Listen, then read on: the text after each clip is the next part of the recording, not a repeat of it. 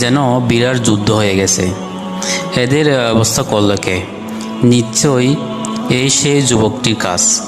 কয়েকজন একসাথে বলে উঠল, তাকে আমাদের দেবতাদের বিরুদ্ধে যা তা বলতে শুনেছি।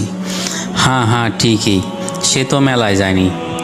বলছিল তার শরীর নাকি খারাপ। পাশ থেকে আরও কয়েকজন ফুঁসে উঠল, তার নাম বুঝি ইব্রাহিম। কাজেই কিছুক্ষণের মধ্যেই হজরত ইব্রাহিম আলাইহিসসালামকে পাকড়াও করে আনা হলো মন্দিরের মধ্যে। সব লোকেরা সেখানে জড়ো হয়ে গিয়েছিল। তুমি এই কাজ করেছো? ইব্রাহিম আলাইহিসসালামকে জিজ্ঞেস করা হলো। তুমি কি আমাদের এই মূর্তিগুলো রেহাল করেছো, বা অবাক করলে তোমরা?